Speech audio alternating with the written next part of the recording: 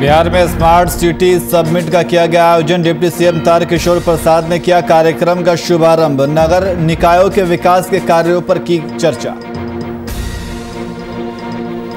Corona का संक्रमण हर दिन तोड़ रहा रिकॉर्ड। 24 घंटे में बिहार में आए 1527 पॉजिटिव केस।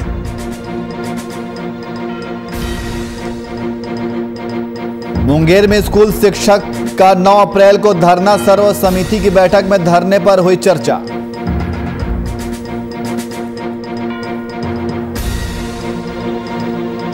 कटिहार में अपराधी लगातार बेलगाम लिपिक शशि भूषण की सरेआम हत्या। पुलिस कर रही मामले की जांच।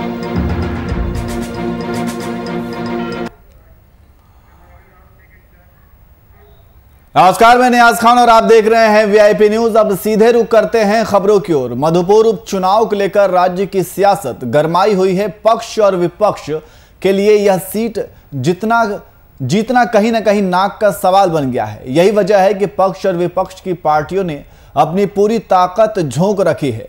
इस सीट पर सीधा मुकाबला बीजेपी के उम्मीदवार गंगा नारायण और जेएमएम के उम्मीदवार हफीजुल अंसारी से है, लेकिन कांग्रेस ने इस सीट को अपना सीट मानकर वहां चुनाव लड़ रही है। शायद यही वजह है कि कांग्रेस के कई बड़े नेता चुनाव प्रचार प्रसार में जुट गए हैं। इस सीट को लेकर आरजेडी ने महागठबंधन प्रत्याशी हफीजुल अंसारी के समर्थन में प्रचार प्रसार करने का दम भर दिया है और बाकायदा आरजेडी ने प्रेस कॉन्फ्रेंस कर यह ऐलान कर दिया है कि आरजेडी भी अपनी पूरी ताकत झोंक देगी। जिनकी आवश्यकता है सारे लोग, माननीय प्रदेश अध्यक्ष जी भी अब वहां पहुंच रहे हैं। वो बंगाल चुनाव में थे। माननीय विधायक दल के नेता बाबूलाल मरांडी जी वहां पर लगातार प्रचार में हैं और हमारे प्रदेश के महामंत्री श्री आदित्य साहू जी वहां पे हैं और पार्टी के माननीय विधायकगण, सांसदगण, ये सारे लोग वहां पे उपस्थित हैं और लगातार हम बूथ स्तर तक पार्टी की तैयारियों की मॉनिटरिंग कर रहे हैं, कार्यकर्ताओं में उत्साह भर रहे हैं, जनसंपर्क कर रहे हैं और जो अब तक के फीडबैक हैं उस आधार पर हम कह सकते हैं कि भारतीय जनता पार्टी पूरी बहुत ही मजबूती से उभर रही है और एक बड़े मार्जिन के साथ वहां पर हम चुनाव जीतेंगे। 7 तारीख को आदरणीय प्रदेश अध्यक्ष और राज्य के वित्त मंत्री डॉक्टर रामेश्वर उरांव जी मधुपुर जाएंगे। वहां हम लोगों ने वार रूम की भी स्थापना किया है। हमारे कार्यकारी अध्यक्ष राजेश ठाकुर जी वहां पहुंच भी गए हैं और सारे एमएलए को भी दिशा निर्देश दिया गया है कि वो मधुपुर में एक ब्लॉक में जो है महागठबंधन प्रत्याशी के पक्ष में प्रचार के लिए निकले। तो कहीं ना कहीं हम पूरी तरह एकजुटता के साथ मधुपुर का चुनाव हम लड़ेंगे।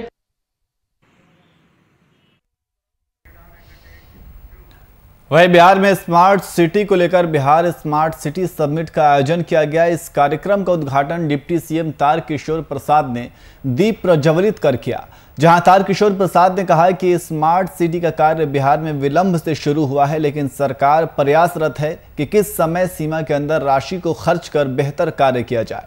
बता दें कि नगर विकास विभाग लगातार नगर निकायों के विकास के लिए कार्य कर रहा है और साथ ही नगर विकास विभाग और नगर निकायों के बीच सीधा संपर्क रहे, इसके लिए भी विभाग काम कर रहा है।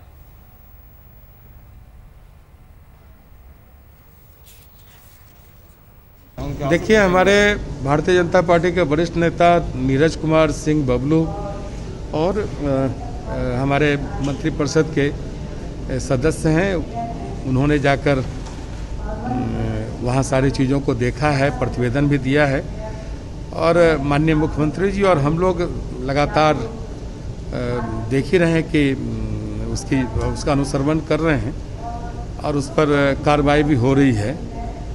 तेजस्वी जी तो चलिए प्रतिपक्ष के नेता हैं, वो अपनी बात अपने ढंग से कहते हैं, लेकिन हमारी सरकार जो बिहार के लोगों के प्रति हमारी जो प्रतिबद्धता है उन सारे चीज़ों का ध्यान रखकर जो भी कार्रवाई है सरकार स्तर पर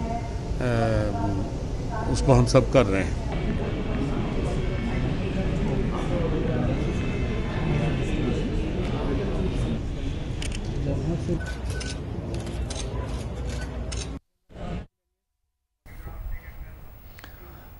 वहीं कोरोना संक्रमण को देखते हुए बिहार सरकार के स्वास्थ्य विभाग के प्रधान सचिव प्रत्यय अमृत भागलपुर पहुंचे। भागलपुर हवाई अड्डा पहुंचने पर स्वास्थ्य विभाग के प्रधान सचिव का स्वागत जिलाधिकारी, सिविल सर्जन और जिले के वरीय अधिकारियों द्वारा किया गया।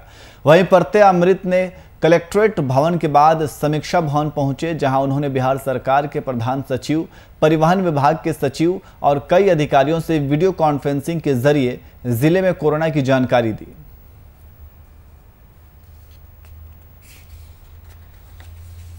और मेरे साथ स्वास्थ्य विभाग के वरीय पदाधिकारी गण आए हैं। अभी हम लोग straight away medical college hospital जा रहे हैं, तो वहाँ की व्यवस्था देखेंगे।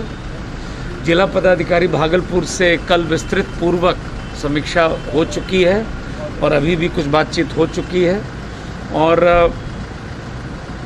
मैं आप लोगों के माध्यम से लोगों से एक ही अपील कर रहा हूँ कि जो कोविड एप्रोप्रिएट बिहेवियर है, मतलब मास्क का सब लोग अनिवार्य रूप से उपयोग करें। थोड़ी दूरी बनाकर आपस में लोगों को रखनी चाहिए, सोशल डिस्टेंसिंग, फिजिकल डिस्टेंसिंग, और नियमित रूप से हाथ को धोना चाहिए।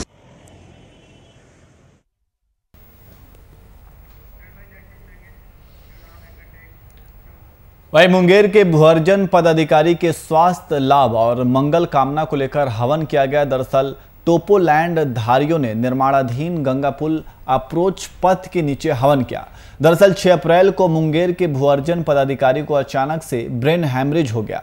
उनको एक निजी क्लिनिकल में इलाज के लिए भर्ती कराया गया। वहीं उनके जल्द स्वस्थ होने की कामना के लिए टोपोलैंड धारियों ने निर्माणाधीन गंगा पुल अप्रोच पथ के नीचे हवन किया है।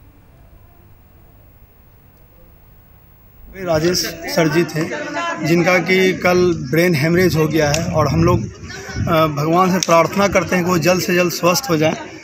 उसी के लिए हम लोग आज यज्ञ हवन कर रहे हैं, उनके जल्द स्वस्थ होने के लिए।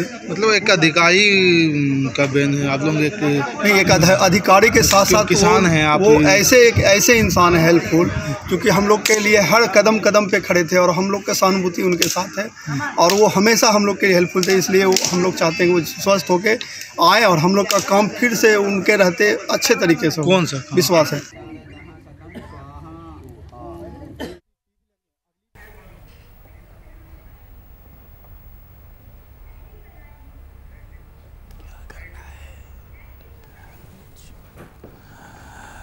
तो वही मुंगेर के भुअर्जन पदाधिकारी के स्वास्थ्य लाभ और मंगल कामना को लेकर हवन किया गया। दरअसल टोपोलैंड धारियों ने निर्माणाधीन गंगा पुल अप्रोच पथ के नीचे हवन किया।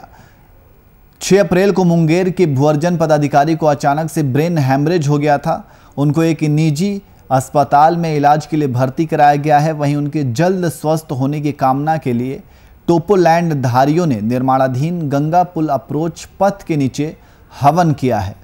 तो आपको बता दें कि 6 अप्रैल को मुंगेर के भुअर्जन पदाधिकारी को अचानक से ब्रेन हैमरेज हो गया और उनको एक निजी अस्पताल में भर्ती कराया गया है, जहां उनका इलाज चल रहा है। और वहीं उनके साथ उनके जल्द स्वस्थ होने की कामना भी की गई। और इस दिशा में टोपोलैंड धारियों ने निर्माणाधीन गंगा पुल अप्रोच पथ के नीचे हवन किया है। तो मुंगेर के भुअर्जन पदाधिकारी के स्वास्थ्य लाभ और मंगल कामना को लेकर हवन किया गया।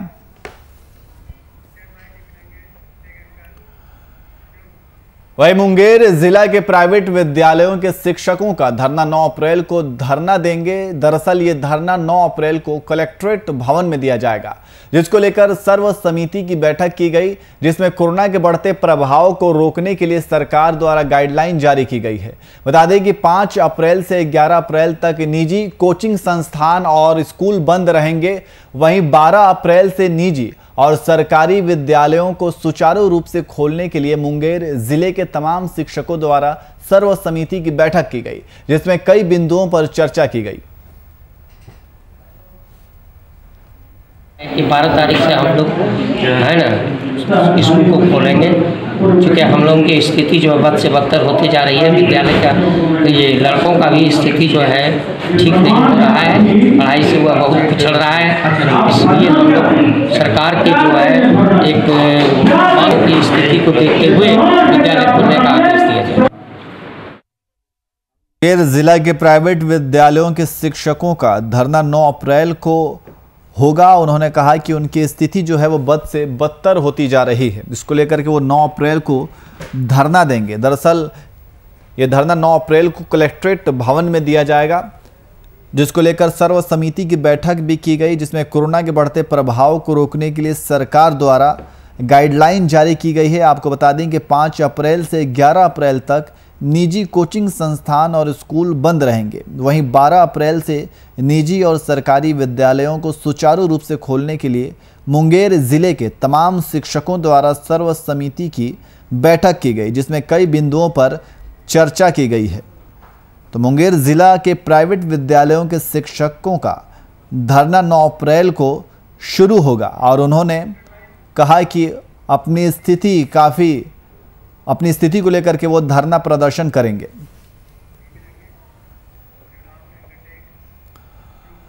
और अपराधी बेलगाम कटिहार में अपराधी लगातार बेलगाम हो रहे हैं। पुलिस मुख्यालय से महज कुछ ही दूर पे दलन के समीप सिरसा चौक पे कटिहार न्यायालय के लिपिका शशि भूषण तिवारी सरेआम हत्या कर दी गई। मामले में मृतक के बेटे का कहना है कि दर्जनों आरोपियों ने पिता पर हमला कर उनकी हत्या कर दी। पीछे से 50-60 लड़कों ने मार किया, इनके ऊपर वार किया। क्या नाम है इनका? शशि भूषण तिवारी। क्या चीज में थे? ये लिपिक है, कोर्ट में अधिवक्ता लिपिक। कहाँ पे घटना हुआ था? ये हुआ है सिरसा में, सिरसा दलन पेट्रोल पंप के पास। कोई पुराना विवाद? पुराना विवाद कुछ नहीं। लगभग 10-20 की संख्या में हत्या कर दिया है, जिसमें एक गिरफ्तारी हो चुकी है। और यह घटना का मुख्य कारण है कि पूर्व में इनके जो चचेरे भाई थे उनके द्वारा घटना हुई थी होली के दिन 29 तारीख को। इससे कुछ पंचायती भी हुई थी, लेकिन भयवश ये अपने भाई को ले आए थे। उसी दुश्मनी कारण की हत्या कर दिया गया है। इसमें एक की गिरफ्तारी हो गई, बाकी हम लोग छापेमारी कर रहे हैं। तो कटिहार में लगातार अपराधी बेलगाम होते जा रहे हैं। पुलिस मुख्यालय से महज कुछ ही दूरी पे दलन के समीप सिरसा चौक पे कटिहार न्यायालय के लिपिक शशि भूषण तिवारी की सरेआम हत्या कर दी गई।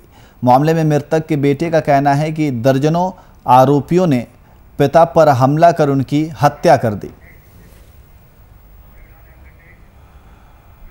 वहीं बिहार में अपराधियों का तांडव रुकने का नाम नहीं ले रहा है। वहीं सरकार अपराधियों पर नकेल कसने के लिए डीजीपी और सभी पदाधिकारियों के साथ बैठक कर रही है। दरअसल घटना बीती रात की है, जहां महाराजागंज थाना क्षेत्र के नगर पंचायत के शहरी क्षेत्र में फायरिंग कर चाकू से हमला कर दिया, जिससे 4 लोग गंभीर रूप से घायल हो गए। वहीं घटना में एक युवक की मौके पर ही मौत हो गई। घटना की सूचना के बाद पुलिस पूरे मामले को गंभीरता से लेकर मामले की जांच कर रही है।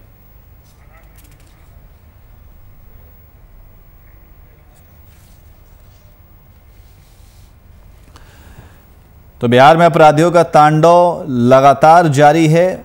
सरकार अपराधियों पर नकेल कसने के लिए डीजीपी और सभी पदाधिकारियों के साथ बैठक कर रही है। दरअसल ये पूरा मामला महाराजगंज थाना क्षेत्र के नगर पंचायत के शहरी क्षेत्र में फायरिंग कर चाकू से हमला कर दिया गया है, जिससे 4 लोग गंभीर रूप से घायल हो गए हैं। वहीं घटना में एक युवक की मौके पर ही मौत हो गई और घटना की सूचना के बाद पुलिस पूरे मामले को गंभीरता से लेकर मामले की जांच कर रही है।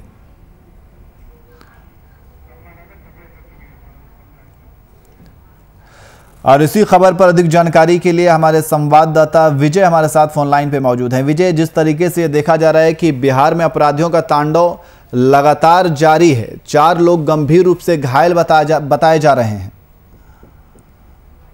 बिल्कुल, देखिए जो सिवान में घटना घटी है, बिल्कुल ये शर्मनाक घटना है। कहीं ना कहीं अपराधियों की ये मनोबल जो है सिवान में खास करके जो बढ़ गया है। एक ही मतलब परिवार के 3 भाई हैं, 4 लोग हैं, जिसमें 3 सगे भाई बताए जाते हैं, जिस पर चाकू से हमला किया गया और फायरिंग भी किया गया, जिसमें एक की मौत भी हो गई है और जो कि 3 जिंदगी और मौत के बीच अभी जूझ रहे हैं।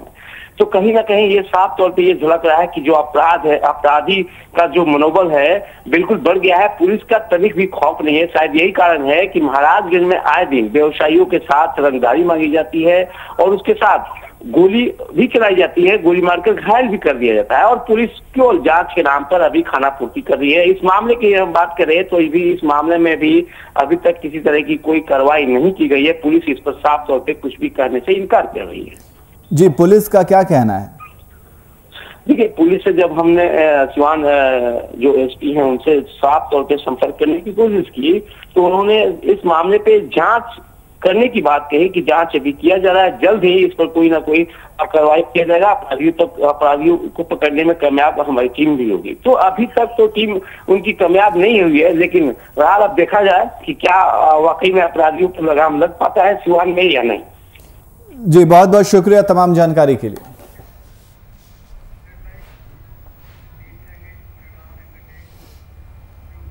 वहीं औरंगाबाद रफीगंज प्रखंड के सिमरा गांव में अचानक आग लग गई। देखते ही देखते आग ने विकराल रूप ले लिया, जिसमें 8 घर जलकर राख हो गई। वहीं सूचना पर पहुंची दमकल ने आग पर काबू पाया, लेकिन तब तक सब कुछ जलकर राख हो गया। वहीं घटना में 5 मवेशी भी जल गए। बता दें कि सामान और घर में रखा कैश जलकर खाक हो गया। दरअसल पीड़ित परिजनों का कहना है कि शादी की तैयारी चल रही थी, जो अब मातम में तब्दील हो गई है। अब परिवार को चिंता सता रही है कि कैसे होगी शादी और कौन मदद करेगा। घटना की सूचना मिलते ही पुलिस और पशु चिकित्सक मौके पर पहुंचे और जांच में जुट गए।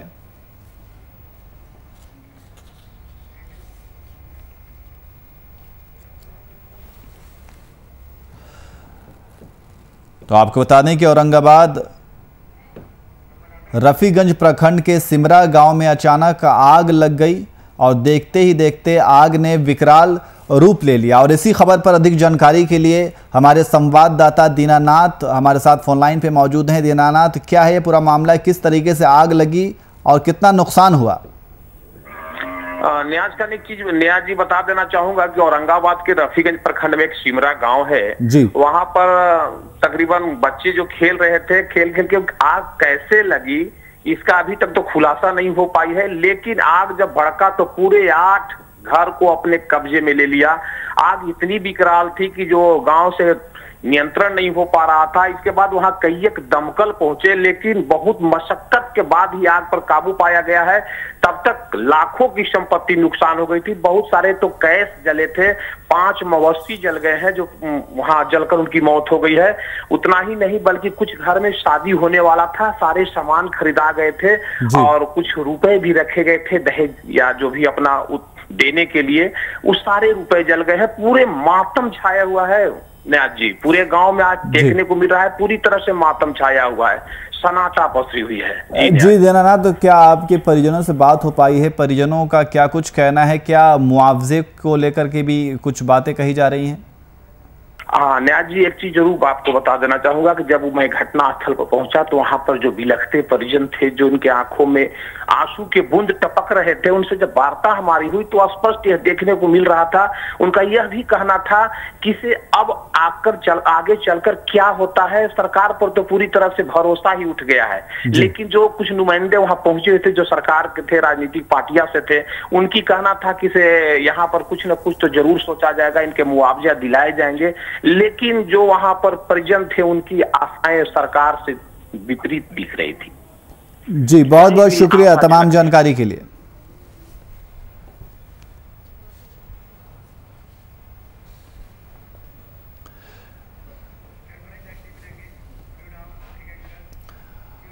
वहीं नारायणपुर थाना के लोकनिया में साइबर ठगी का मामला सामने आया है, जहां पर पुलिस ने एक मामले पर 7 साइबर ठग गिरफ्तार किया है, जिनके पास से 11 मोबाइल सहित 3 अवैध सिम कार्ड बरामद किए गए हैं। धनबाद, जामताड़ा और नारायणपुर में मामला दर्ज है। एसपी दीपक कुमार सिन्हा ने साइबर थाना में प्रेस वार्ता करके मामले की जानकारी दी है। मात्रा में पुलिस बल गई और उन लोगों को अपराध करते समय 7 लोगों को धर दबोचा। 1 आदमी भागने में सफल हो गए। कुल 8 आदमी वहां पर उपस्थित थे, जैसी सूचना थी। इन लोगों के पास से 11 मोबाइल सेट और 21 मोबाइल सिम बरामद हुए हैं।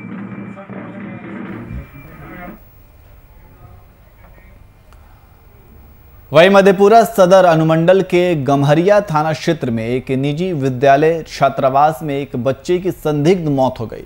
दरअसल परिजनों के मुताबिक जब वो स्कूल की फीस देने गए तो मृतक छात्र पढ़ाई कर रहा था। वो कुछ ही देर में खबर आई कि छात्र को अस्पताल में इलाज के लिए भेजा गया है। जब परिजन अस्पताल पहुंचे तब तक मृतक छात्र की मौके पर ही मौत हो गई, जिसके बाद परिजनों ने जमकर हंगामा किया और बाजार के मुख्य सड़क को जाम कर दिया। वहीं परिजनों ने विद्यालय संचालक पर इलाज में लापरवाही का आरोप लगाया है। उचित इनका जांच होना चाहिए, दोषी पर सख्त से सख्त कार्रवाई हो ताकि दूसरा विद्यालय में किसी भी विद्यार्थी के साथ ऐसा घटना नहीं घटे। जी मेरा भी बच्चा पढ़ रहा है कहीं, हम लोग यही चाहते हैं इसका पोस्टमार्टम रिपोर्ट हो, पोस्टमार्टम रिपोर्ट के आधार से इनका जांच हो, जांच में जो दोषी है उस पर सख्त से सख्त कार्रवाई हो।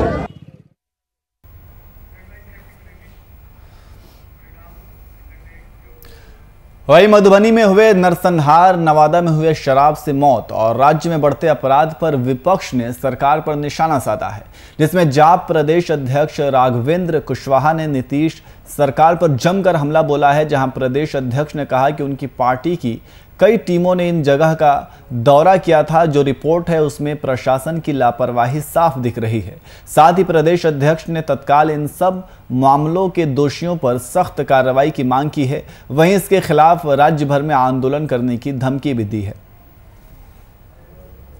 प्रदेश सचिव हैं भालू जी भी थे, प्रदेश के सचिव वरुण जी भी थे, प्रेमचंद जी भी थे। अब इन लोगों ने फाइंडिंग की है वहां जाकर के क्या रघुपति बाबू, तो कि प्रवीण झा नाम का एक व्यक्ति है जो भय और आतंक का माहौल बना करके अपने रंगदारी का एक साम्राज्य बनाने के पर्पस से वहां सामूहिक नरसंहार किया। उस नरसंहार के पीछे में कोई ऐसी बात नहीं है कि 5 लोगों की इतनी नृशंस हत्या की जा सकती है। जिस मामूली विवाद की कुछ लोग चर्चा करते हैं उसमें लक्ष्य पर भी बहुत है। उनके संरक्षण में ये सब कारोबार कर रहे हैं और लगातार पिछले 5 सालों से लोग वहाँ के बता रहे हैं कि 5 सालों से रंगदारी लेने का काम, सभी तालाबों को, जो भी तालाब वहाँ है सभी तालाबों से ज़बरदस्ती मछली मारने का काम, लोगों से ज़बरदस्ती रंगदारी लेने का काम वो लगातार करते रहे हैं और उसके पीछे विनोद नारायण झा का हाथ रहा है। इस घटना में भी लोग बता रहे हैं, हाँ उनके परिजन बता रहे हैं, उनके अभिभावक बता रहे हैं कि इस घटना के 2 दिन पहले भी उनकी लगातार बैठकें इन सारे दरिंदों के साथ हुई है और इन दरिंदों ने तब आकर के यहाँ ये घटना की है। इसका मतलब है कि और इससे पहले नवंबर महीने में उसी परिवार के एक लड़के को जो अभी जेल में है, प्रमोद नाम का, संजय नाम का लड़का, उसको उन्होंने कुदारी से काटा और फिर उस पर पुलिस से मिल करके लोग बताते हैं कि उसमें बहुत पैसा दिया गया। थे वहाँ हमारे पार्टी के प्रदेश सचिव हैं भालू जी भी थे, प्रदेश के। वहीं कोरोना का कहर राज्य में लगातार जारी है, जिसको देखते हुए सरकार ने गाइडलाइन जारी किए हैं जो 8 अप्रैल से प्रभावी होंगे। इससे पहले रांची उपायुक्त छवि रंजन खुद सड़कों पर उतरे और रांची के बाजार और सड़कों का निरीक्षण किया। बिना मास्क पहने लोगों से मास्क पहनने की अपील की। वहीं दुकानदारों को भी सामाजिक दूरी बनाए रखने की बात कही और बिना मास्क लगाए लोगों को सामान मुहैया ना कराने की बात कही। इस दौरान सड़कों पर बिना मास्क पहने लोगों का चालान भी काटा गया। बता दें कि जो लोग बिना मास्क पहने पाए जाएंगे उनकी कोरोना जांच की जाएगी।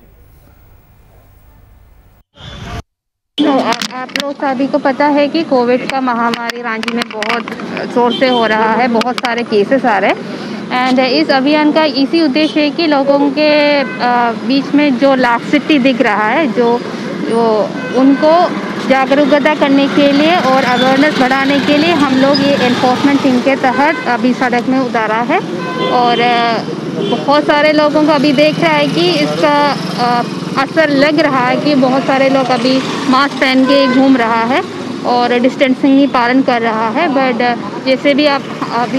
जैसे भी लोगों को मिल रहा है उनका टेस्ट करने के लिए। फिलहाल बुलेटिन में इतना ही। देश और दुनिया की तमाम खबरों के लिए देखते रहिए VIP न्यूज़। नमस्कार।